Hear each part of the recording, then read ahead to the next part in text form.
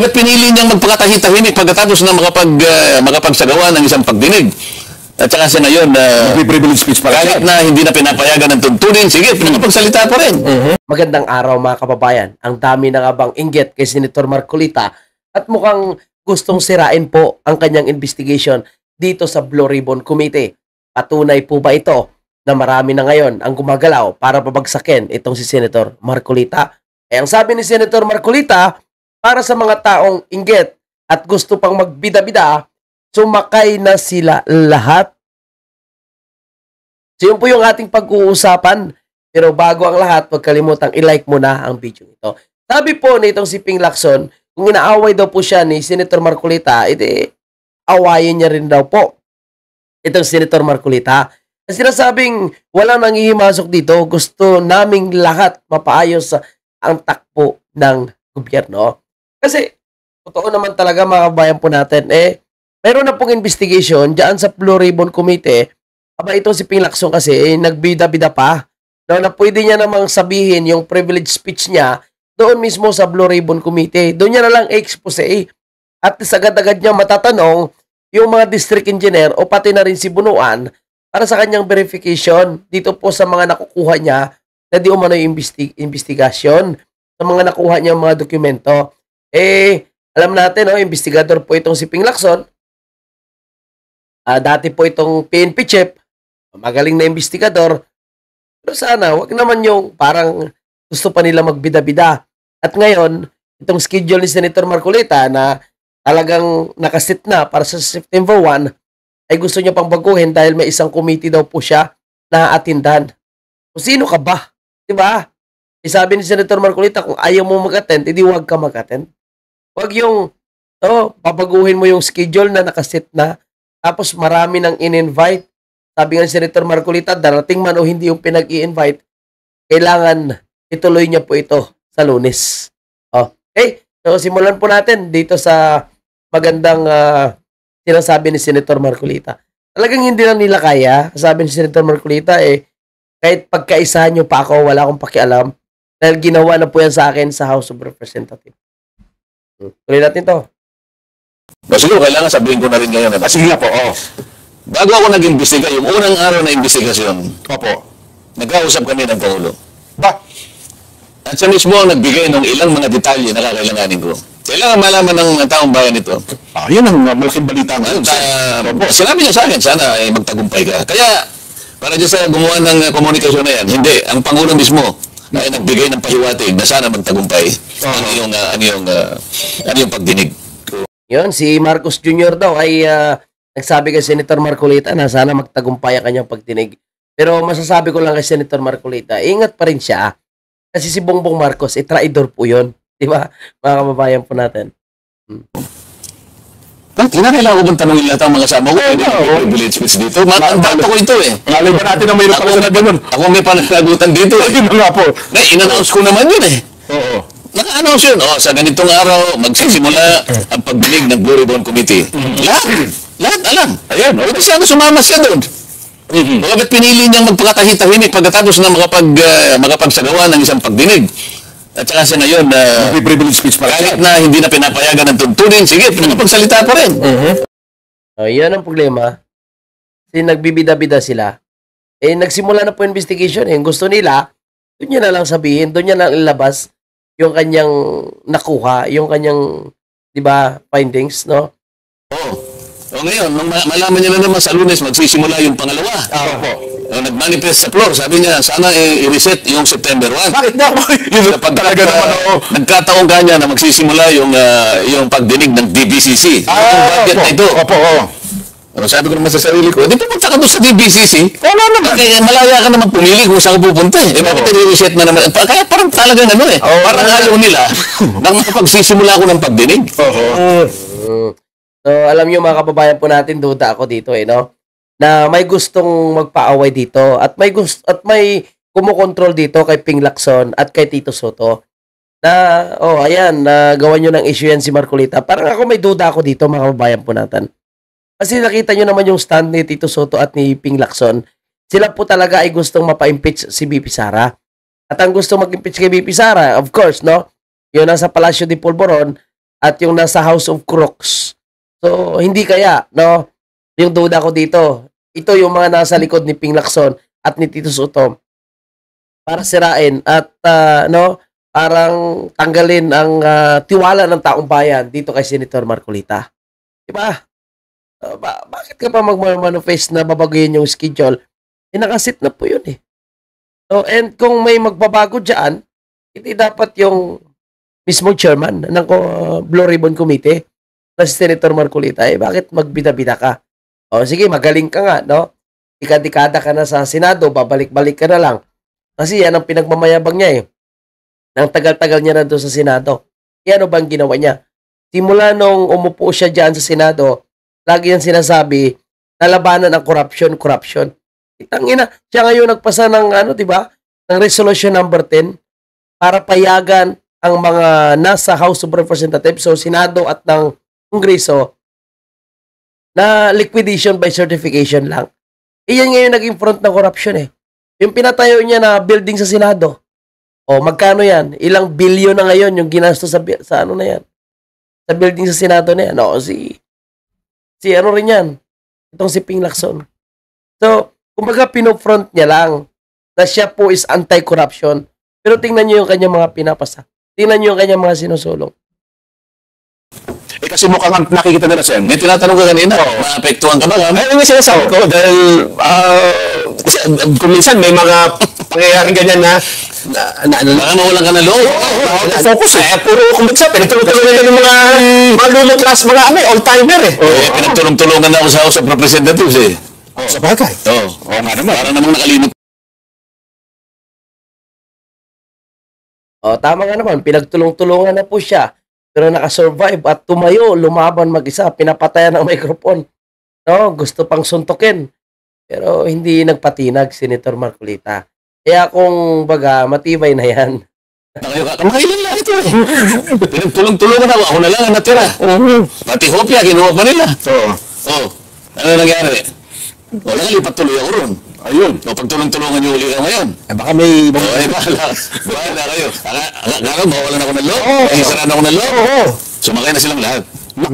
Yun, sumakay na kayong lahat. Yan po, saludo tayo kay Senator Marcolita. Pero ano kayang laman ng USB na binigay ni Bongbong Marcos dito kay Senator Marcolita? Hindi kasi ngayon, Sen, alam nyo, hindi lamang yan. Yung mga panukala. Ako kasi, ito yung mandato ko Kung ano yung nalalaman kong tama na gagawin ko, magmula noon hanggang ngayon, palaging ganito yung aking papatakaran. And yun pala, Sen, hindi lamang yung panukala na yan kasi meron na po ngayon TRICOM.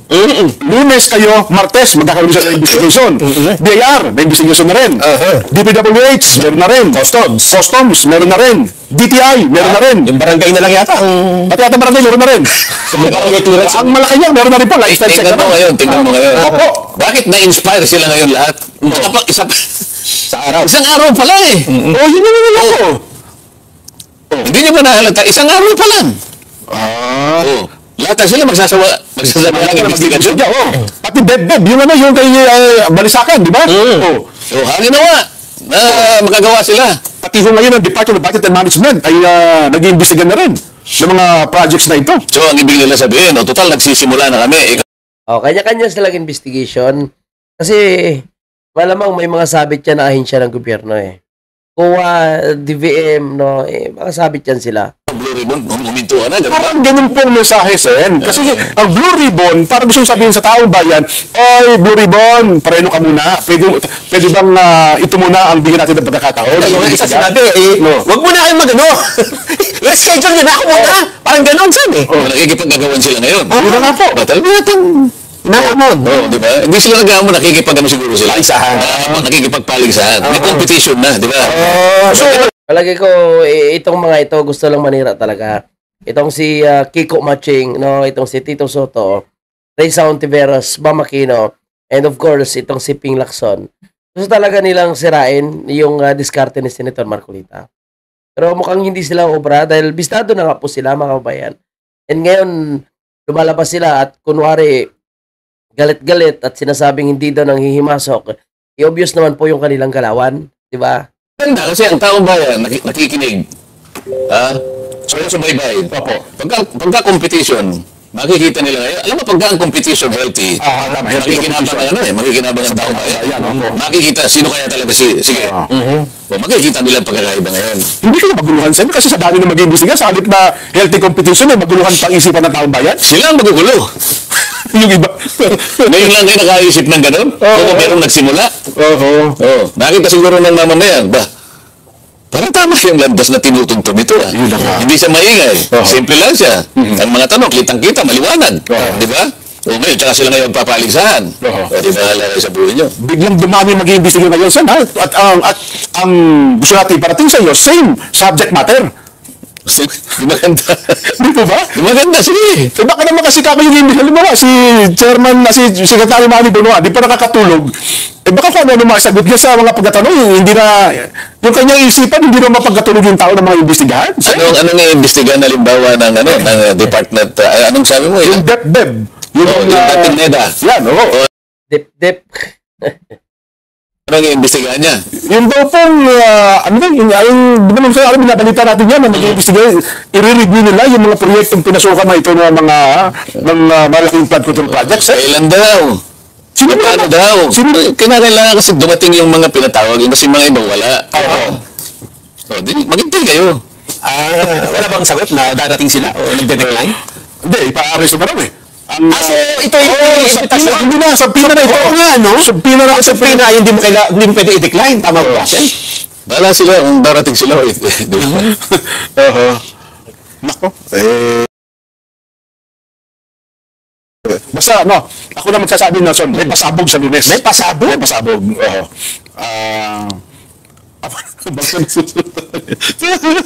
Ilatag muna natin saan natin magiging box papuli. Meron ba tayong nasa ng ating box? Wala pa. Discussion lang daw po muna. So, itong pinag-uusapan natin, yung flood control projects.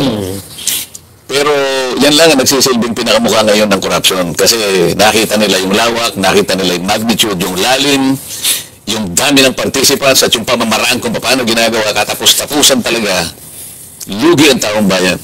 Hindi lang nalugi, ninakawan, nalugi, walang nangyari sa kanila kung pag-uusapan yung serbisyo na dapat sana ay para sa kanila. Imbes na sila ay natulungan, na serbisyuhan ng mga serbisyong pampubliko, lalong-lalo na yung nasa kahirapan, yung gagamitin para sa kanila, ninakaw pa. Kaya nagiging popular yung subject matter. Kaya sabi ko nga sa'yo, lahat sumausaw na. Lahat sumausaw na. Walang mandato. Ang nakalagay na mandato, Blue Ribbon Committee. Kung gusto akong tulungan ng mga kasama ko, kasi 17 ang miyembro dyan eh. 17 senators po. 17 senators. Ngayon. Plus yung ex officio members. Tsaka sila ngayon magpapanukala na mag-create tayo ng isang... Di ba? Para nilang iniinsulto yung committee mismo. Di ba? Lalong-lalo na nang galing sa mga miyembro ng Senado na matagal na ron eh. Mga datihan na ron eh. Pero teka lang sana, bago niyo ituloy po yan, may nagbigay din ng komento, sabi niya, teka lang. Yung problema dyan, yung mga senador na mga datihan na yan, puro lang man yan sila salita. No? Wala man sa aksyon. Kaya nito si Senator Marcolita na po ang gumawa ng aksyon at talagang nakita nila na maganda yung nagiging resulta at marami po yung nagigisa, marami po yung nagdidiscover. Talagang marami po magbita-bita dahil alam naman natin yung mga ito. Mataas po yung ambisyon nila. Itong mga nasa minority, lalo na itong si Ping Lacson, di ba? Pangarap pa rin maging presidente. Itong si Kiko, si Reza, itong si Soto, si Mama Aquino. Lahat yan sila, mga kababayan po natin. Mga batikan, mga ambisyoso. Kaya inggit na inggit po sila dahil si Senator Marcolita, yung nakakuha po nitong Blue Ribbon Committee. Alam niyo, sa usapin ng korupsyon, napakatindi. Yung sabi nga ng isang netizen po natin na mismo nakadiscover ng napakatinding substandard na flood control sa isang bayan ng Batangas, Balayan, Batangas, pwede na daw perhan ng mga buhaya itong mga butas ng mga flood control project na walang laman, kundi buhangin lang. So, kinuha ng tubig yung mga buhangin, so nagiging kuweba na daw. Ganun katindi yung mga proyekto ng flood control na ito. Nangyari po ito kay Bongbong Marcos administration. Nagpapatunay lang na na talagang talamak ang korupsyon. Dahil hindi po ito nangyari sa administrasyon ni Tatay Diggs. Ito panoorin natin mga kabayan, ang sabi ni Tatang dito. Wala na pong laman ng ilalim niyan. Kita niyo pong ilalim, para na Oo. mga kuweba. Kung meron po ng buhaya rito, ay baka nakatira na dyan. Pwede nga po yung nagkontraktor dyan, pero tumira dyan mga buhaya tama ngayon Kami po ang nagbabayad niyan. Wala po laman ito. Kita nyo mga kababayan po natin, pati po mga ordinaryo netizen ay hindi na po talagang mapigilan magbigay ng komento dahil po sa mga buhaya. Kaya ng mga senador na ito, imbis na suportahan si Senator Marcolita, abay mukhang nakakalata pa natin na mukhang gusto pa nilang sapawan itong committee ni Senator Marcolita. Pero sabi ni Ping Lacson, siya daw po ay walang intensyon na manghihimasok. Pero pakinggan niyo po ang kanyang interview mga kababayan po natin. Parang siya pa ngayon ang nagpapakita, na galit kay Senator Marcolita. O baka nagkamali lang ako. Anyway, ito panoorin niyo po. Labas pa po kayong Naghahati information. na lang kami ni Senator Soto Opo. na siya yung pupunta sa Blue Ribbon. Kasi yung Blue Ribbon, 9 o'clock. Ito nung DBCC, 10 o'clock. Susubukan ko rin na pumunta ng 9 o'clock o makakapagsimula at hindi magsisimula na magte-10 o'clock na. Di makakapagtanong din ako doon. Kung hindi, hati na lang kami. Kasi sinasabi ni Senator Marcoleta, pinangimasukan daw namin yung trabaho niya na Blue Ribbon. Inunahan ko pa rin ng parang nagmanifest daw ako sa floor na kung pwedeng isalis siya yung date. Hindi naman lang siya yung pinakikiusapan ko. Ang manifestation ko, baka pwedeng paghiwalayin lang yung pecha kasi pareho napaka-importante. Hindi ko naman Anong ni Senator Marcolita ang pinakiusapan mo? Siya nga po yung chairman menos yung kanyang Blue Ribbon Committee hearing. Nire-recognize ko naman yung kanyang mandato. Pero sa kanyang TV program, pinipintasan niya kami Yan kasi, kung hindi naman kayo guilty, hindi naman pala kayo nang hihimasok. Hindi nyo, nirespeto nyo naman pala yung Blue Ribbon Committee. Senator Marcolita, naglabas po siya ng kanyang saloobin. Bakit kayo nagagalit? Ibig sabihin, guilty ba kayo? Nasaktan ba kayo sa kanyang sinabi? Dahil yun talaga yung inyong intensyon. Intensyon nyo ni Kiko Unggoy. Sabi niya, pinangimasukan daw namin siya sa kanyang mandato. Wala nang imasok dito. Gusto namin lahat mapaayos ang takbo ng gobyerno. Ayos ang takbo ng gobyerno. Iduda nga ako dito sa mga to, mga kababayan po natin, Baka ito is talagang ang gusto nila, sirain po itong committee ni Senator Marcolita. Baka yung mga taong galit kay Marcolita mula doon sa House of Representatives, baka sila yung nasa likod nitong si Ping Lacson. Yun lamang ay iniisip ko, mga kababayan. Baka nga naman. So yun lang, gusto ko i-correct yung misimpression na pwedeng nakikreate ni Senator Marcolita. Ayoko ng away, pero pag inaway niya kami, awayin ko rin siya. Pero kayo nagsabi ng away. Never po na binanggit yan ni Senator Marcolita. Diba mga kababayan? Senator Lacson pa uurong. Hindi. Ang pinaghahandaan ko actually ngayon, yung DBCC hearing bukas kasi first hearing yun. Opo. Sisimula ng alas 10. So yun ang actually ang bulk ng preparation. Opo. Pati aking mga staff. Para po dun sa kabatiran ng ating listeners at viewers po sa Facebook, ang binabanggit po ni Senator Lacson, kasi sabay bukas sir, di ba? Una, yung pagdinig ng Blue Ribbon Committee, pagpapatuloy po ng pagdinig tungkol sa flood control projects, at pangalawa, yung tungkol po doon sa budget deliberations na haharap po sa inyo yung Development Budget Coordinating Committee, sir. Yeah, Coordination Committee. Coordination Committee, ayan, opo. Pero sir, dun sa flood control, sir, mamaya may tatanong po ako tungkol dun sa DBCC. Sir, sa flood control, ang dami na sir lumalabas na information, may kanya-kanya ng investigasyon. Pero ito muna sir, 2 weeks after po ng inyong privilege speech, meron na ho bang dumapit sa inyo o nagbibigay ho ng dagdag na impormasyon sa inyo tungkol sa katiwalian sa mga flood control projects? Meron ho bang nagbo-volunteer na tumestigo, sir? Yes, totoo yun. Kaya lang, sinasala namin, tinitingnan namin kung ano ba yung pakay. Kasi alam mo, kanya-kanya motibo Magpaparating ng salita na gustong makipag-usap, mag-tell all. Pero pagka naman hinihingan ko ng mga detalye muna, iba yung sinasabi. Parang nag-e-explain lang doon sa kanilang at sinasabi yung nabanggit ko na mga katiwalian. So pagka ganon, kukwestiyon mo yung motibo. May mga nakaharap na kami actually contractors, DPWH na nagpapahiwatig na gustong makipagtulungan. Siyempre, ang sasabihin namin, tell all. Hindi po pwede yung magbubulahan lang tayo, sayang yung oras. Anong nakita niyong intention? Gusto hong makaligtas sa investigasyon para hindi siya tamaan, sir? medyo ang unang parang hilat siya ng pananalita, nagja-justify, nagdedepensa. Sabi ko, ang sasabihin ko naman, ang sagot ko, hindi namin kailangan depensa. Gusto ko marinig yung facts, yung lahat ng katotohanan. Saka natin pag-usapan kung ano yung posibilidad na maipasok kayo sa, o mabigyan kayo ng legislative immunity kasi nasa batas naman yan.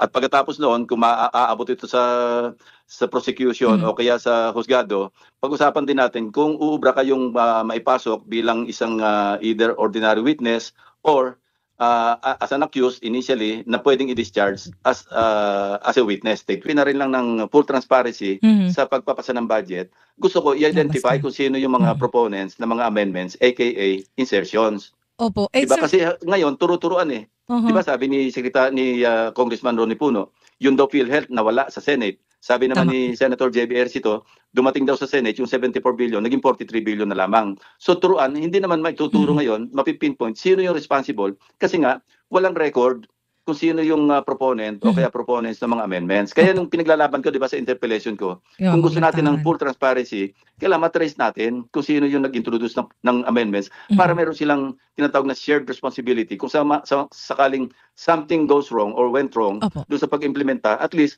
meron.